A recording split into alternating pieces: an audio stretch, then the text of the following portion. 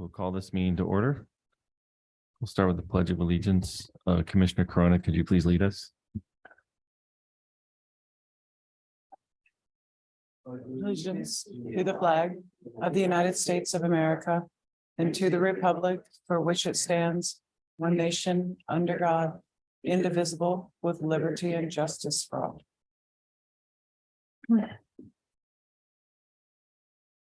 Thank you. Roll call. Commissioner Huboy, Present. Chair Henderson, Present. Commissioner Corona, Present. Vice Chair Belong, Present. Commissioner Lenore. Verification of agenda posting was a Friday, April 7, 2023 at 4:12 p.m. Okay. We have no minutes to approve, so we'll move on to public input. This is the time for anyone in the audience to speak on any item not on the agenda and within the subject matter jurisdiction of the Planning Commission. Speaker cards are available in the lobby and are to be completed and given to the secretary before speaking. When the secretary calls your name, please come to the podium, state your name and city for the record, and speak to the City Planning Commission. If you are joining us by Zoom, please click on the button on your screen to raise your hand. If you are joining us by Zoom using a cell phone, please press *9. Each speaker will be limited to 3 minutes with a maximum of 30 minutes per subject. Please note that state law prohibits the Planning Commission from discussing or taking action on any item not on the agenda. Do we have any speakers? I have no speakers, Chairperson. Thank you. We will close the public input. Move on to public hearings. Item number 1, zoning ordinance amendment 2023-5. Do we have a staff report? Yes, thank you, Chairperson. This item is for zoning amendment 2023-5 regarding the mobile food ordinance. And tonight staff is requesting that this item be continued to a date certain of the April 27th, 2023 Planning Commission meeting. Okay, you said April 27th. Yes. Okay. I have it. Okay, do we have a motion? Chair Henderson, Sorry. you will have to take public comment. Okay, That's sure. awkward. We will take public comment at 6:04. Do we have any speakers? I have no speakers. Let me just double check. And we have no one else on Zoom. Thank you. Okay, thank you. We'll close the public comment at 6:04. And go ahead. I move that we continue this item for mobile food vending to the regular agenda of April 27th. We have a motion. Is there a second? I'll second the motion. We have a motion and a second. All in favor? Aye. Aye. Aye. Aye. Aye. Okay, motion carries 5-0. We will move on to new business. I have no new business. Okay, we'll move on to old business. I have no old business. Thank you. Move on to study session items. Number 1, zoning ordinance overhaul. So, staff report. Thank you. This will be Erica Fraser. Good evening. Excuse me. Tonight is intended as part of our ongoing discussion with the Planning Commission while we work on the zoning ordinance overhaul. And this meeting in particular is to assist staff with preparing the modifications to section 17.24190 site and architectural review and the elimination of section 17.24160, which is the current administrative permit review. And I'll talk about more of the changes of what the permit types will be called in more detail. But right now planning has 2 types of permits that we use. We have administrative permits with notice and rights of appeal, and we have site and architectural review. Site and architectural review are projects that the Planning Commission typically looks at. So your new industrial building, your new multifamily building, major improvements, things of that nature. For everything else, we review them under an administrative permit review. So there's only 2 types. So everything falls within under that other section. And during our previous study session where we discussed the process of both of these, but for the administrative permits, those typically take 30 to 45 days. They're routed to DRC as part of the procedures within the zoning ordinance for very, very minor things up to larger things. Staff is proposing that we change this a little. What we would like to do is keep site and architectural review as the permit that the planning commission is looking at. But what we would like to do is change the administrative permit into two different permit types now. So one would be, we would be calling it administrative site and architectural review. And that would be for very minor things. So an example would be sometimes the planning commission approves a project, and as the applicant is working on their construction drawings, they say, oh no, I have to move a door. Or I was going to put a roll up in this location, but I can't put a roll up anymore. Now it has to be a regular door. And our only method for approving those minor modifications right now is to go through the APR. And like I said, that typically takes 45 days. What we'd like to do for some minor things is staff would have a form, an application form, a one-page form that the applicant would fill out, he'd pay his fee, he would submit the required WIP plans that we'd need. So if it was a door, for example, we'd obviously need the elevations. And then that permit could then be hopefully approved over the counter. We anticipate some might take a few more days if we need them to make some minor changes, or if we need to go back and do some research. But then staff would be able to, the form would also act as the approving form, and we can do that much faster than we can do today. So that would be for the administrative site and architectural review. And then the other one would be minor site and architectural review, and we'd have both to notice and to not notice. And for those, what we are proposing to do is for these specific projects that would fall into this permit type, they would be routed to DRC so that other departments can take a look at it, see if they have comments on it. And then staff, if it needed to be noticed, staff would send out the notice notifying them that the director is about to make a decision. The decision will be made on such and such date. If you have any questions, you can come look at the plans, you can talk to the planner, notifying them prior to that we're going to make a decision. So that would be for those. And the processing system would essentially be the same as what we are doing right now for administrative permit review. The one exception right now is our code tells us right now to not send out the notice until after the project is approved. The change now would be we would do it before, because if someone has a concern, we'd rather hear about it before we approve it rather than after, forcing them to appeal it. In some cases, it can be worked out. In some cases, they might just have a question. So again, just this is the kind of overall of administrative site and architectural review. They would be done faster than we can do an APR currently, because again, we're hoping 7 days max. Down from 45, which is typical. We will keep these records on file with the city. Their application form is signed by them. It's then signed by staff. We'd stamp their plans approved and keep a record on file. Again, minor site and architecture review, we just went over that, but again, it's just taking place at the APR. We still route these projects to DRC.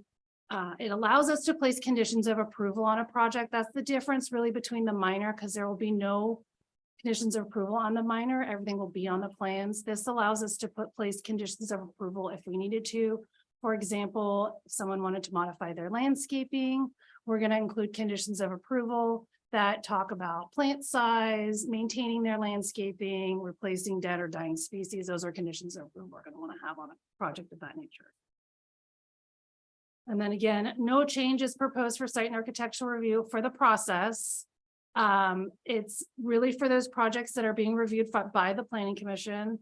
And one thing I did forget to mention is the intent, and there's an example in your staff report, is that the code will clearly list what projects require what type of permit.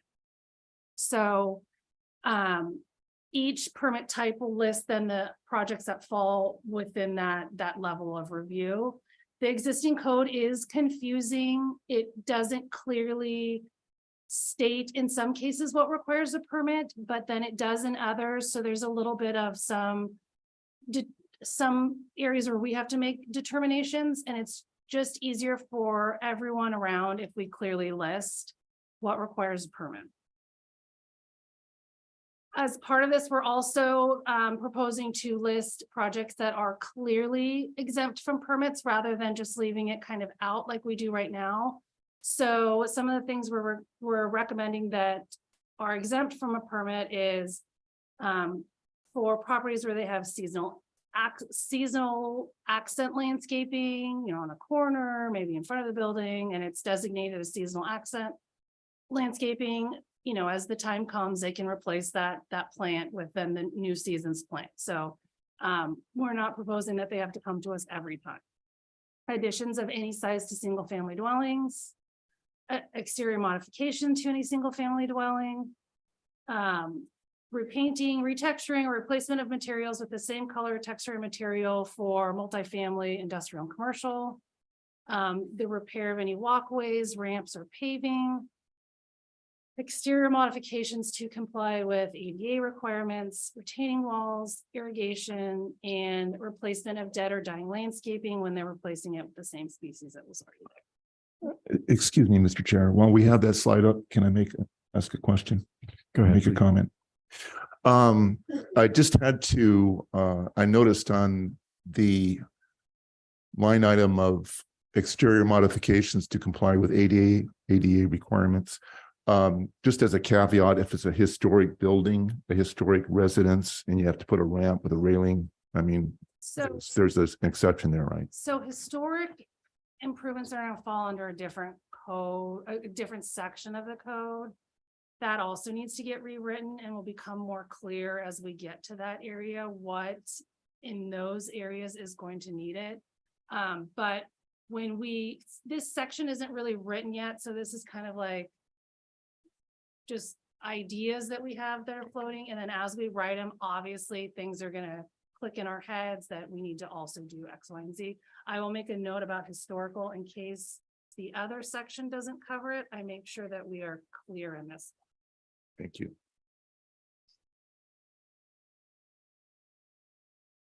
And then I don't have questions tonight, so I thought this was maybe a good spot where if there's something else that you want to maybe discuss exempting from review, if you had any concerns with this list, maybe we could discuss it now while it's up.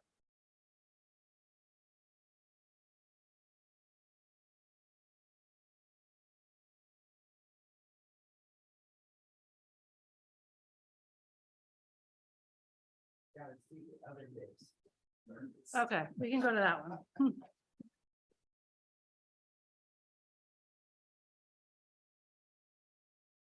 So this is the main bulk of our discussion for the evening. In your packet is and on your dais is a spreadsheet which kind of discusses where we're looking to go towards. And these are some of the thoughts that we had. Again, if you look on here, you can see that we're across the board. Obviously, the permit types for the most part are changing. Some we can do faster. Some we're recommending to go to a higher level of review where review isn't required right now. I'm going to put it up here in case there's anyone in the public watching this on TV. This is a very difficult list to read from the screen, so you have it in front of you. And I don't know if anyone has had thoughts on it, or we could go one by one, but it's basically kind of trying to be an exhaustive list of what we're going to start requiring permits for. So for example, this is proposed. So if you look, the proposed is the second column, existing. So if you look at residential accessory structures, there's no permit required right now. We're proposing the administrative, which means in this case, that should be able to be done over the counter. So that would be that. For accessory structures below the one that's greater than 15 feet in height, it's currently a conditional use permit that requires planning commission. We're recommending that be a minor site and architectural review that the director reviews. So that's kind of how we're going with a number of these things, where some were increasing a little for reasons, and then some were decreasing. Some aren't clear in the code, so we are showing them in red. So for example, a color modification, if someone wanted to paint the exterior of a commercial property, the code isn't clear on it right now, whether or not it requires review. We did put none, and we're recommending that that be clear and it be a minor site and architecture. Would you like me to go through each one line by line? Would that be helpful? No, I mean, it's pretty self-explanatory. Existing, proposed, existing review level and proposed review level. I had a question about these different permits and their names. So the first new permit you talk about is called Administrative Site and Architectural Review. And the first line, it says, this is used to approve minor modifications. Okay, so it says that's for minor modifications. And then the next permit down says minor site and architectural review. And when I first saw that, I thought, well, wait, I thought the first one was for minor. So it seems like these names are so similar. I don't know how the public is going to keep them straight. Lack of creativity on the names. That was the best thing to come up with. We're trying to stick within the site and architectural review umbrella. Administrative really means it is something so minor, I can do it administratively. It doesn't take a lot of thought. You come in, you have an accessory structure, you are showing me the setbacks, I can check your lot coverage real quick, stamp, you're done, you're out of there. Minor then becomes more, even though the word is minor, but minor refers to this semi-level of review we have going on where we're not the planning commission, but it has to be routed to city departments. Okay. Maybe something like express site and architectural review. Just, I don't know. I think the public was going to have a hard time understanding this if they just see the different selections on a menu. And through the chair, in some communities, they call this an over-the-counter permit. One of the reasons that we had discussed this, why we don't want to call it an over-the-counter permit is, as Erica was describing, some things we probably can stamp, and talking with, because we've talked about eventually having a planner of the day, and you can meet with that planner, you can get, come in, get your permit and leave. Some of them take a little bit longer. And so that's why we don't want to give the public the impression that every single one of these would be an over the counter, if you will. So if anybody has an idea of something snazzy that meets the intention, that would be great. But that's the intention, would be the over the counter, but not necessarily over the counter. So if the commission did have suggestions for new names, how much time would we have to come up with them? I mean, you have time, even if I bring you the draft ordinance, we can still cross out a name and write it. All right. Just asking. Thank you. If I may as well, some cities use design review where we use site and architectural. So maybe there's some distinction between the two that we can make. I don't know if just calling one design review flat out kind of addresses that it's really this kind of administrative ministerial type of review, but My only that's another word. fear with that is It's usually used. design review in other cities is a much more intensive process, and I don't want anyone to be thrown off. We could just do administrative site and architecture, and everything else is still site and architecture, but we then outlay different processes based on like the project that you're doing, but I was trying to go for clarity where we clearly have 3 different levels of review. Again, if I couldn't get creative with these names, I tried real hard.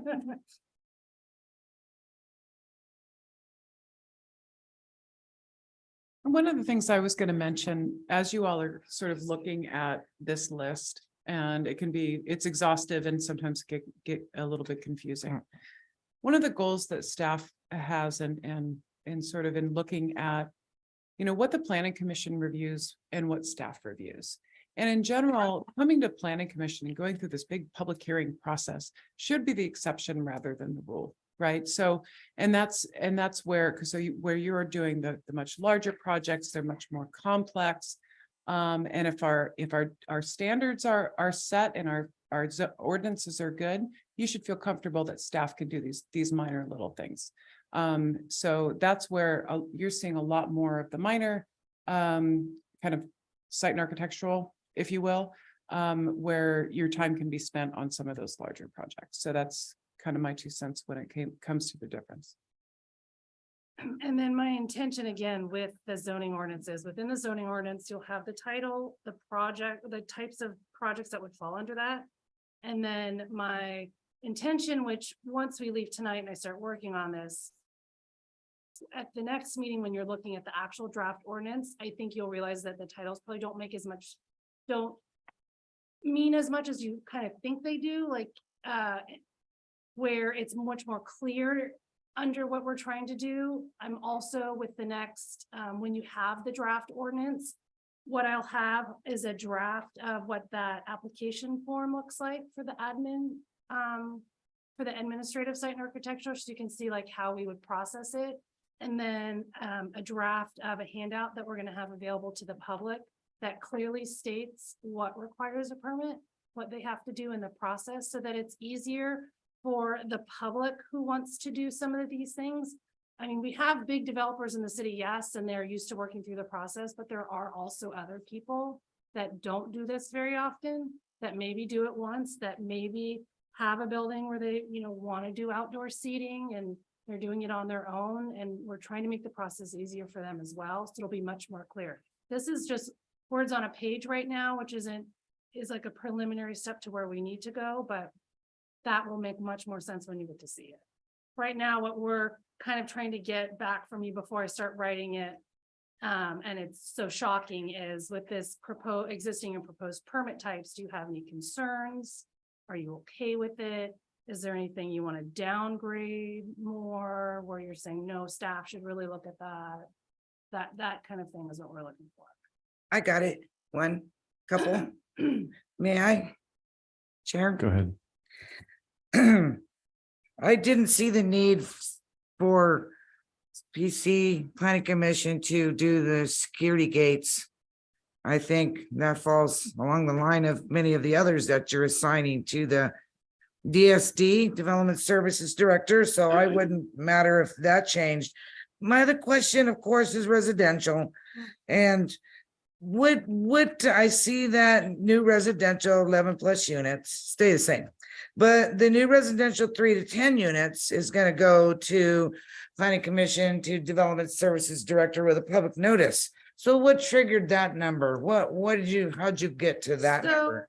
We were looking at a way to do two things. One is right now, even though the Planning Commission recommended that there is a site and architectural review for single family residential developments. There's not. That did not Right. get adopted by the council at this time. So one is we are trying to kind of have a buffer where if it's a smaller, you're thinking 11 units, it's most likely a small time developer building a few houses on a large parcel, and that doesn't create the impacts that you would see on a larger scale development, right? So again, we have SB 9, and you can build up to 4 on the 2 parcels under the SB 9. So we're trying to come up with a medium area where, is there something we can do for the smaller scale person, which only requires building permit right now? Or as like it, well, it depends on the type. Yeah, multifamily is Right. Single family, we're just talking. We're thinking these are smaller scale type residential developments. We'd like to make the process easier on them, a little bit shorter, and encourage more infill development. Again, I don't know, have we had any under 11? There have been some. A lot of them probably were more of the multifamily leaning. The few I'm thinking off the top of my head were kind of in the downtown area.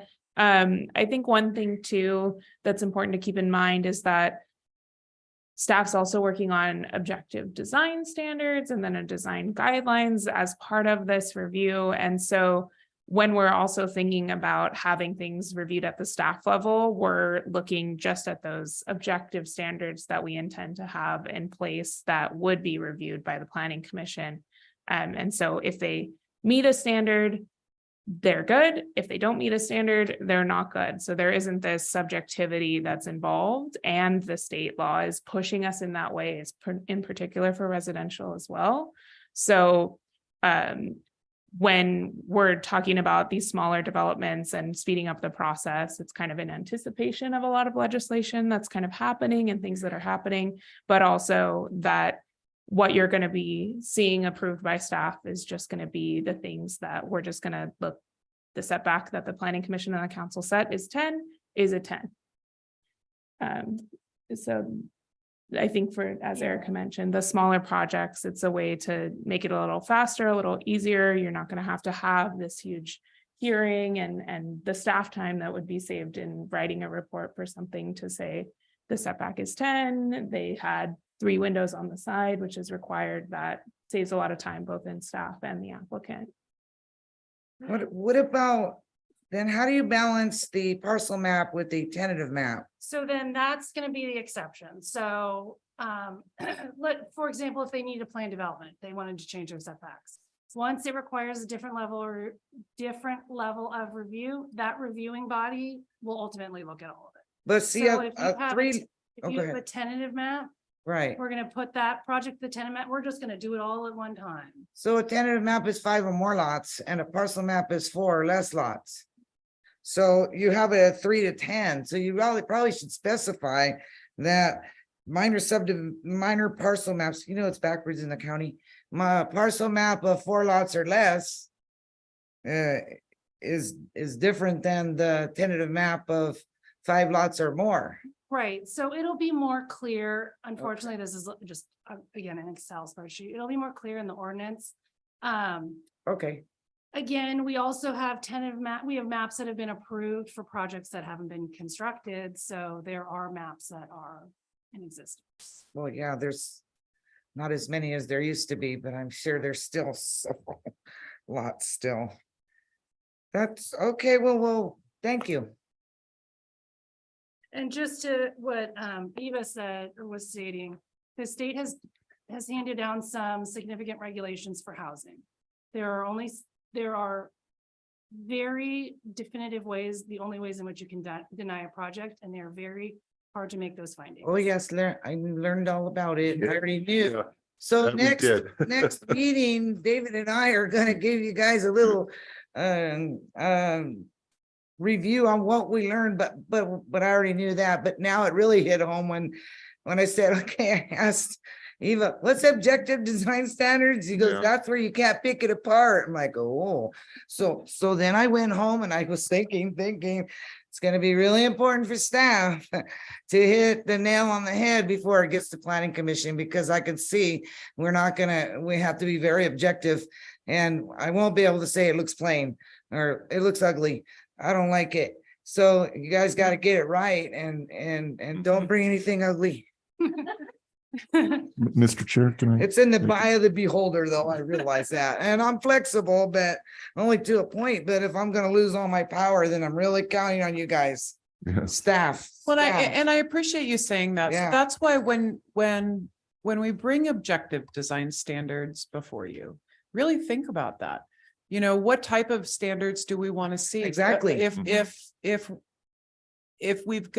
If you don't have an opportunity to deny a residential development project based on subjectivity, let's make sure that those objective design standards are what you want. If you Absolutely. want a mixed use project to have some sort of a base, middle, and a cap in the downtown, these types of things, so then we can check the boxes and you can say, oh, nope, sorry, you've got a wall and it has 2 windows in it, and that's not what we want, because we said that you have to have a certain percentage of the base be windows, or something like that. So those are the types of things as we bring forward the objectives design standards, which I think have been That's just- Partially written. So, well, we had the ordinance that staff wrote to help us out in the meantime, because we really don't have many standards right now. We only have a few. And for the state, we can't, let's say, negotiate with developers anymore over their design. So we did write some, the council ultimately decided not to adopt them, but as part of this overhaul and as part of phase one, at the end of phase one, we will have design standards and design guidelines for the planning commission to review. We will have them for commercial, for industrial, for multifamily, for single family, mixed use. The whole- So it's similar to the site design guidelines you have now for SNA. You know, there's a pretty exhaustive list for the application for the site and develop the site plan guidelines and requirements. So it's all spelled out right there, right? What's supposed to be on the plan, That's what's supposed to be on the plan. but that's not a design thing. Right. Gotcha. Okay. So what we That's want not is design. to streamline this process. Okay. We're gonna get it amazing. And then with that, now we have these design guidelines to really help staff and the planning commission out. Yeah. Okay, Mr. Huboy, you have the floor. Yeah, Mhm. my suggestion on this objectivity also goes with what we're talking about tonight. As an applicant, if I was to submit for example, a facade change, I don't know if it's minor or if it's major. So if we can work in some objectivity Yeah. for how many windows, how many doors are changing. So then as an applicant, I know I fill out this form and go through the administrative process. The same goes for minor site layout or major site layout. If there can be some objectivity applied to that, what is major and minor, how can it be quantified so the applicant would understand it? I see what you're saying, yes. And also we'll have it set up, so at any point, if the director felt uncomfortable with making the decision, the director can elevate it to the planning commission. So maybe it's a very controversial project. Maybe someone wants to, You know, David, when you make structural changes, that would be more of a major. Mhm. And then when you were just doing a window, that could be more of a minor, right? Mhm. yeah, so I mean, for a major site layout, which says the director can do it, what if they wanted to, I don't know, decrease parking? We go, no, now you don't have enough, but they wanted to push the issue. That would be an area where the director might say, you know what, we're just gonna go to the planning. Oh, yeah, I saw that. Mhm. So the applicant would have, if there's a question, I was to come to the counter, I could submit a preliminary site plan or elevation to outline what I'm addressing, promoting here, proposing, excuse me, and then it could be shown to the director, and they come back, and then they come back to give me some direction on which way to go. Mhm. Okay. But it might just be spelled out enough for you to figure it out. That's what they're saying. That's Yeah, I'd the like to goal. be spelled out, but That's the goal. sometimes there's gonna be some subjectivity Of that we course. can't evade, you know. So, has to be subject to review of some sort. So based on this Excel sheet, is there anything you have concerns with? You're okay with it for now? You'll reserve judgment?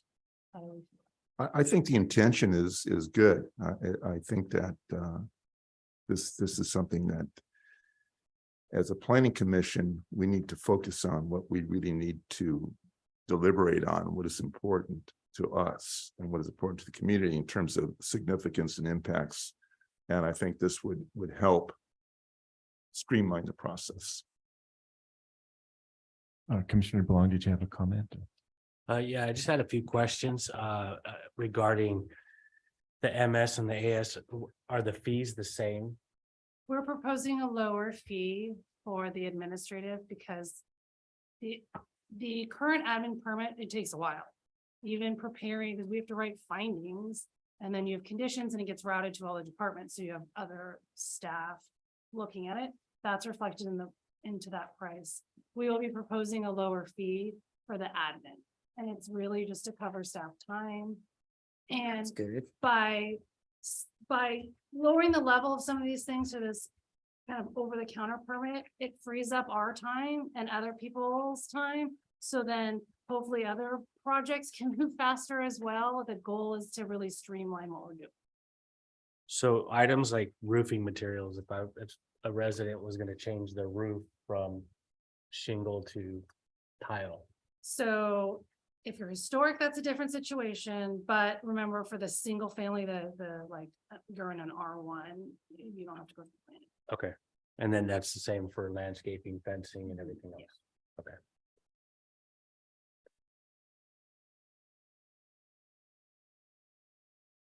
Is there any more staff report?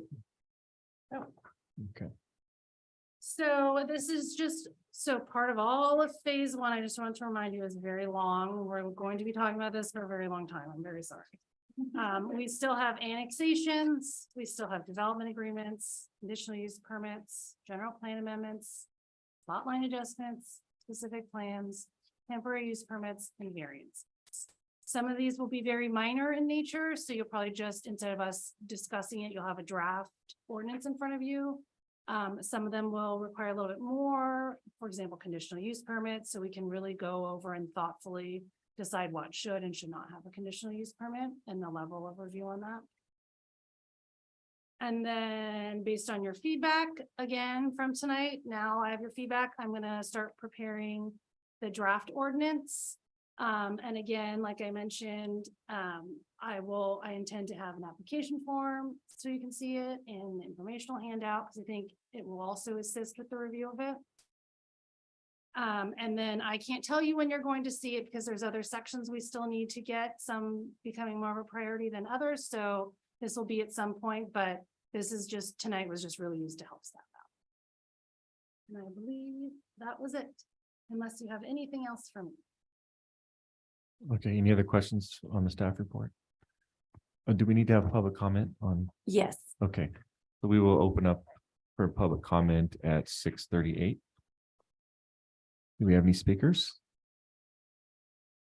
I have no speakers, Mr. Chair. Thank you. We'll close the public comment at 6:38. Any other comments from the commission on this item or questions? If I may, Mr. Chair, Sure. just a clarifying question. Commissioner Lenore had suggested that security gates be downgraded to a director level review. I believe probably a minor S&A. And I just wanted to ask if that is also in the favor of the rest of the commission for Erica's direction. Any comments on that from the rest of the commission? Not on that, but I have one thing I want to say before I forget. I think you might do trash enclosures as your approval. I like how there need to be cinder block. Maybe I was reading Morgan Hills and it had a wood type thing maybe, and I think we only require cinder block right now, right? So I hope that stays the same because it's a much sturdier. You know, it gets kind of knocked around, and when you guys get there, if you could kind of maybe keep those cinder block with, you know, that we make some nice ones now, right? So I like to see them stay nice. So they got the nice roof on them and they Right. got a gate, and you know, they didn't used to look like that. The They need- trash enclosures cha- are in the design. Okay, guidelines. so that's, So we'll have some Okay. like paint to match the building, that sort of stuff. yeah, all right, that I was just thinking about that when I was reading that I hope they stay cinder block. If you do administrative approval. Eva, to add to your question, when you're thinking about security gates, right now we have just security gates, residential, commercial. Are there instances where the planning commission would like to see security gates? So for example, you have a community that currently does not have gates and they want to have gates. I don't believe the city currently has a policy. Some cities have policies on gated communities. I don't believe that Hollister does. So those are some things that to think about. Is it Okay. just one security gate? Somebody has, they, want to gate their, their one property, or if it's a community that wants to do them. So that might be a differentiation as you think about this when we go through it. There are standards, industry standards that apply to security gates. OSHA standards and ANSI UL standards, ANSI standards, those types of standards to protect the welfare of the user. And I think that in the permitting process, for building permit, that because that's typically gets applied in their evaluation. But as far as the aesthetics of a gate, I have to think about that.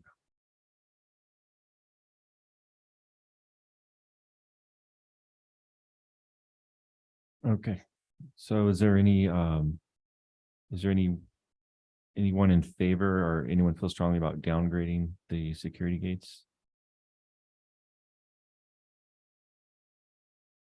To go along with the Commissioner Lenore's Correct, statements. right. Trying to see if we have consensus. Just seemed like it fit in, but some of the other things gonna review. Mhm. The development service director gonna review, but it doesn't matter, I just brought it up. Mhm. If we would wanna do that, but I don't care. Whatever you guys want. It's minor. We're gonna fill in the areas. It seems minor to me, relatively minor, just ostensibly looking at it. Ostensibly, yeah. It has to follow certain building code standards and those standards that I mentioned. I would go along with Carol's statements there. Okay. I don't know how you feel about it, though. Yeah, Sure. I'm comfortable with what Commissioner Lenore has said about Mhm. that, so I'd be fine with downgrading as well. Okay. Anyone? Do we have consensus? Okay, great. Thank you.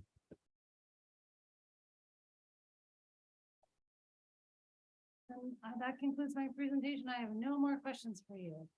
Unless you have anything else for me. Thank you.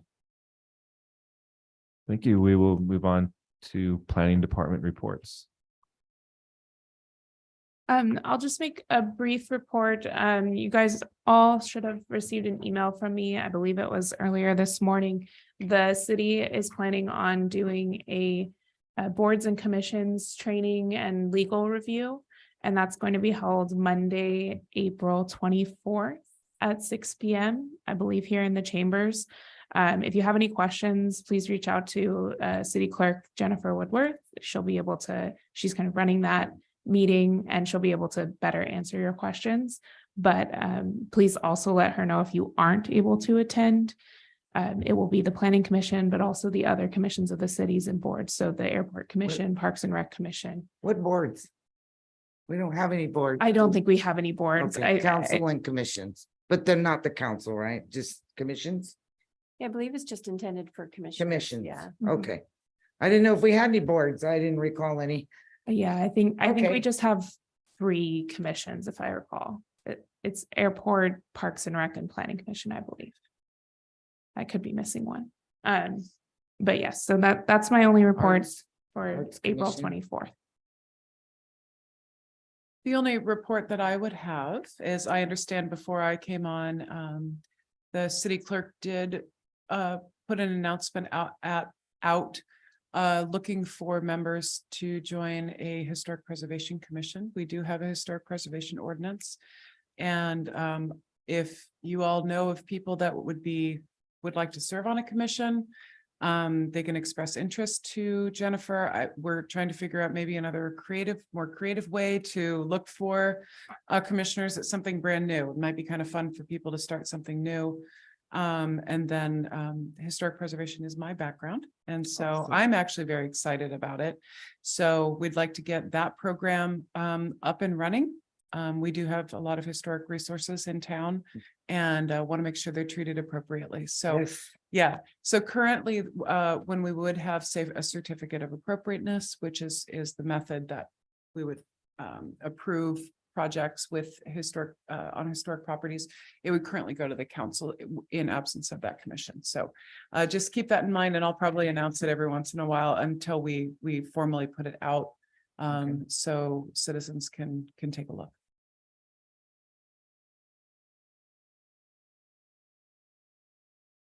Okay, any other reports from planning? I have no other reports. Okay, we move on to planning commission reports. We can start with Mr. Hugh. Okay. I know Carol has a few words to say about. I'm gonna The do it on the academy. next meeting. For the academy, Yes, I'd like to you're gonna do it now? say a few words about it. Okay, and then I'm, I'll- go ahead. And then that you have the floor. I'm gonna do it next meeting. Yeah, so I attended along with Carol and Eva and Amber. And who else? Was there anybody else that attended the The academy? 4 of us. Yeah, there's 4 of us, and it was very well attended. The demographics of planners and planning commissioners from all ages and all nationalities. And I met a lot of people there that very interesting. They had stories to tell of their experiences in different communities. It started out with a keynote speech by a gentleman by the name of Berkey Brown. And he emphasized that as planning commissioners, we are leaders, and a good leader is a strong leader is a servant. And to build team bonds, he talked about shared values and shared vision, and the importance of creating ways to connect with the community openly. And later on, at the coffee and having coffee, I talked to him between meetings and had a nice conversation with him. And his keynote speech really stuck with me to this day, and I continue to think about it. And then, as Carol was mentioning about housing, which I find is really the contentious subject of planning today, especially in California. We talk about, we mentioned SB 9, increasing densities, the ADUs. There was talk about SB 35, streamlining housing, construction, limiting fees. What the state is emphasizing here with these mandates, SB 330, which I believe was once the Housing Accountability Act, and now is called the Housing Crisis Act. And AB 2345, which is density bonus law. There was a lot of talk about that, along with other classes I took on roles, responsibilities, and restrictions.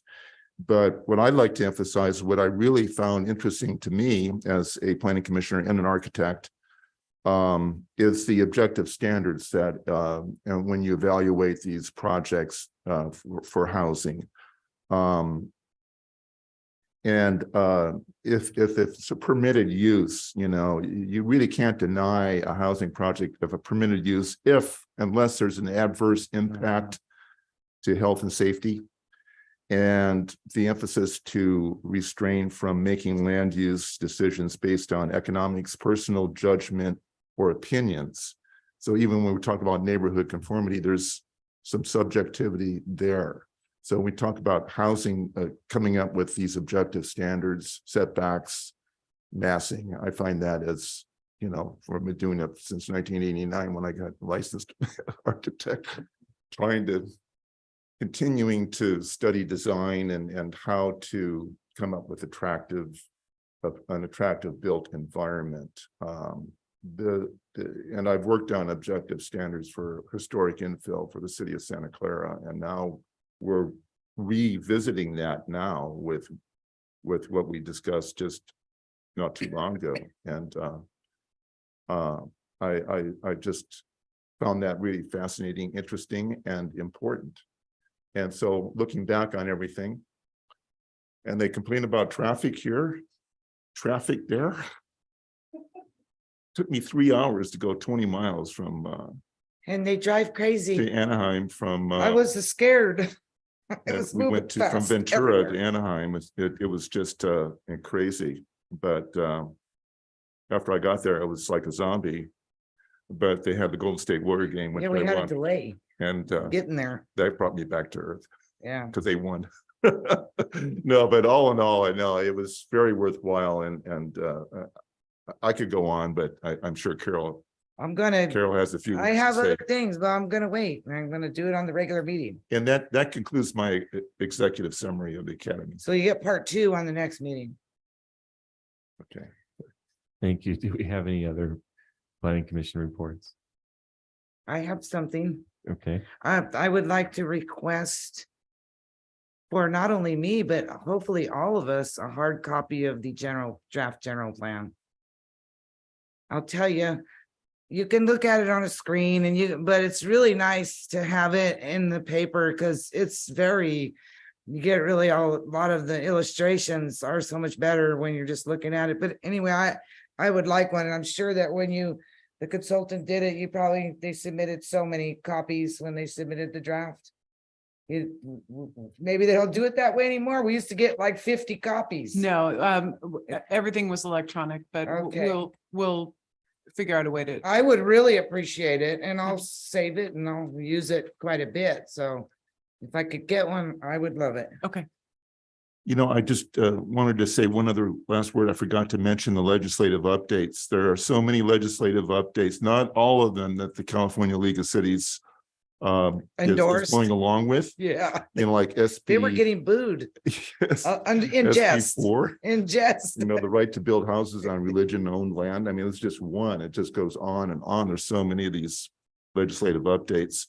And finally, they had a game called a planning commissioner Jeopardy game. that was fun, you know. I mean, that was And Commissioner Huboy, our firm recently did a legislative update for the city council, and it was kind of more broad than just planning matters. But if that's something that the planning commission is interested in, we could probably do a presentation for you related just to. Yeah, I'll look into that. And I also would like to appreciate what Carol said about getting the hard copy of the general plan update. I certainly would like that myself. Yeah, so I can make notes on it instead of looking at the computer screen. Yes. so just suggest maybe emailing the commission, asking who wants it, and then they can let you know. Unless you all want to let us know, Okay. now then we can get on that. I would imagine the council likely will want it as well. So if we're going to go out for printing, we may as well figure out how many we need. Don't you have to put them in the library? A hard copy? I don't think we necessarily have to nowadays. It used to be that everything had to be hard copy. Yeah. You know, the agendas, all that used to have to be. Right. How about this? Is there anybody who does not want a hard copy if we're going to be taking them out anyway or getting them printed? I don't want one now. I reserve. I can request one in the future if I decide I like one, but for now I don't need one. Look like 4. It's not just that, but it's also my vision looking at a screen. I can't do it very long. I can read better than my eyes get it running really fast. I don't have it anymore. After staring at a screen for 33 years, I just can't do it anymore. I get very vision fast, so I'm better to have it where I can adjust it. Okay. Any other planning commission reports? I don't really have a report, but the next 2 meetings, I have a heavy travel schedule. I know May 11th, I definitely won't be able to make it.